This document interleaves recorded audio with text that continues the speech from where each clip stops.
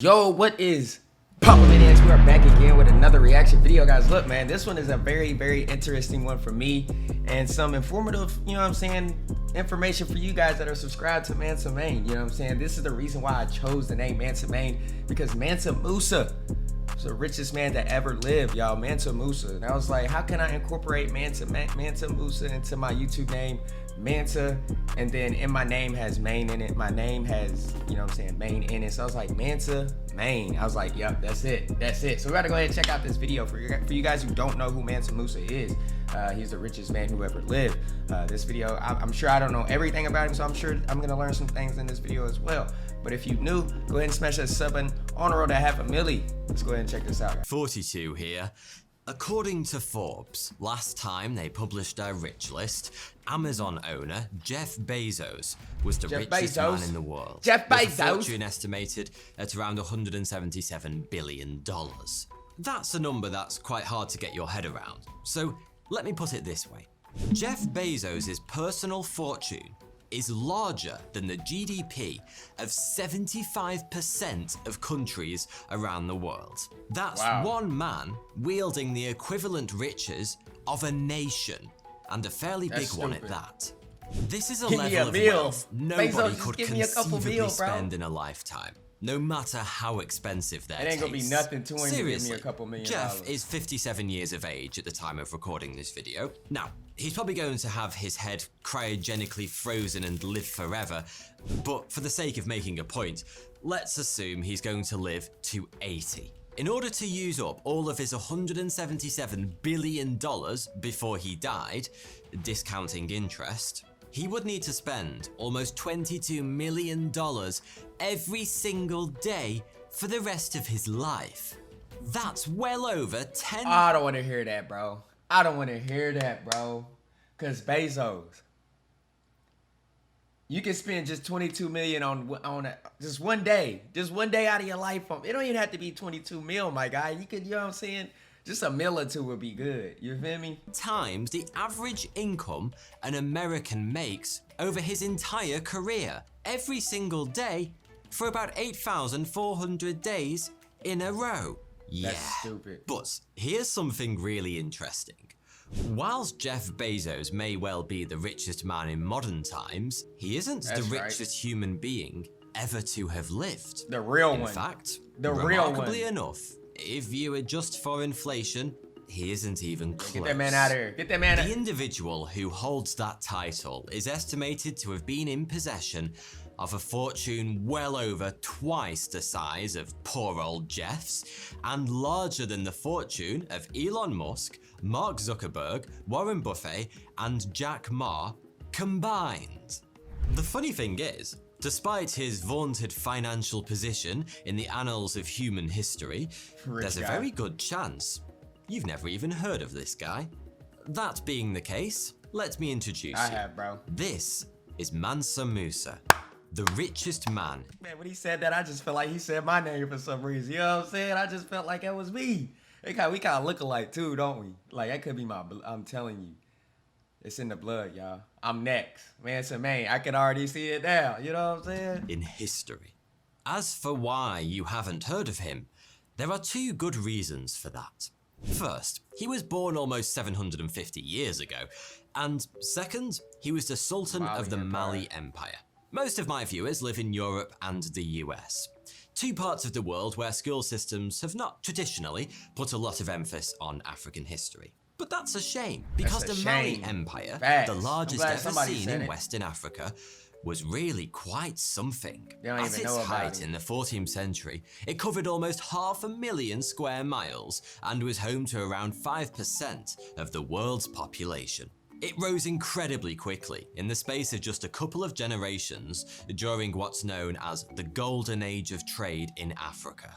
The rise of the Mali Empire was built on its unfathomable wealth, and that came primarily from two things: gold and salt, both of which were in rich local supply. So much so that, at the time, they had approximately half of all gold in the old world, that's Europe, Africa, and Asia, came from just 3 gold mines in Mali.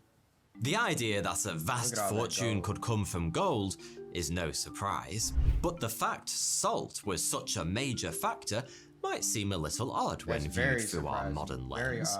But in many parts of 14th century Africa, salt was an incredibly valuable commodity. To the right buyer, it was literally worth its weight in gold. As unlikely as that may sound, it actually makes a lot of sense when you think about it. After all, salt is an essential part of the human diet. We quite literally can't survive without it. It also happens to make bland food much more palatable, and it can be used as a preservative, which was especially useful before the invention of reliable refrigeration. So in regions where salt was sparse, it was priceless. Gold, on the other hand, is shiny. We use it in all sorts of things today, from electronics to spaceships, but the fact it looked kinda pretty was about the extent of its appeal in the 14th century. Mansa Musa was born sometime around 1280 AD, and he came to the throne as the 10th ruler of the Mali Empire in approximately 1312 AD. His rise to power was a slightly odd one. He was only ever supposed to be a temporary ruler, selected for his caretaker position when his predecessor, Abu Bakari Keita II, decided to go and find out what was on the other side of the Atlantic Ocean, as you do. The emperor took some 3,000 ships and set off into the vast expanse of the ocean, leaving behind his throne and one of the greatest fortunes in history, all without a shred of evidence that there was actually anything to discover on the other side.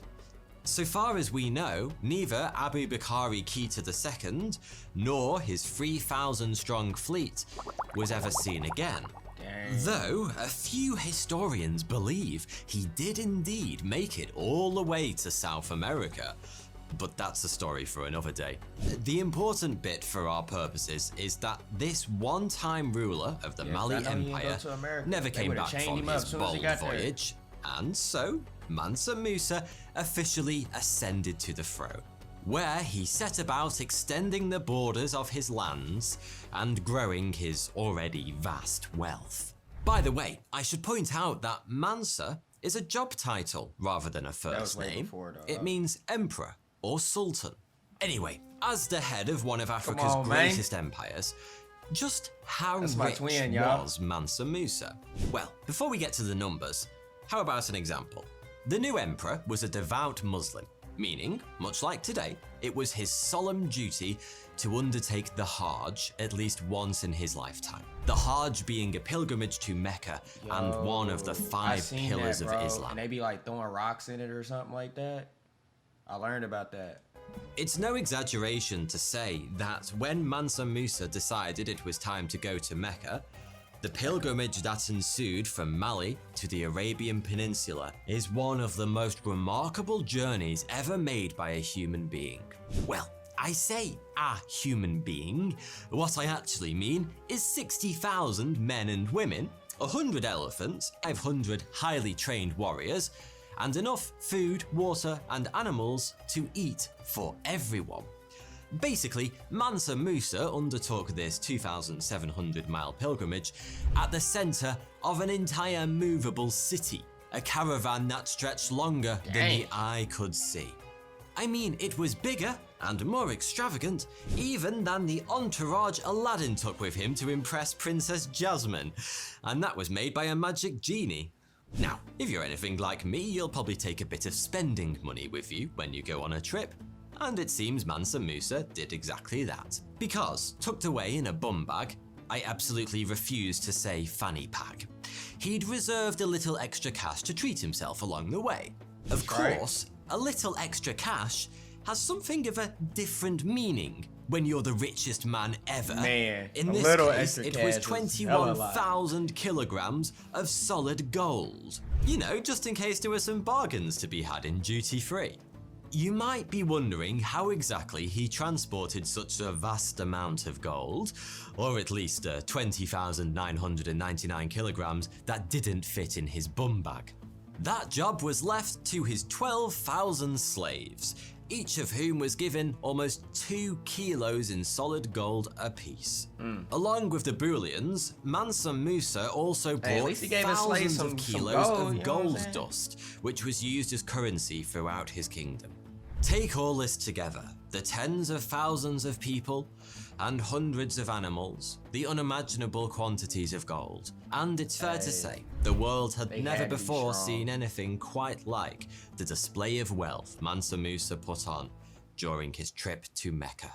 And yet, in reality, this extravagant show of riches wasn't all it seemed.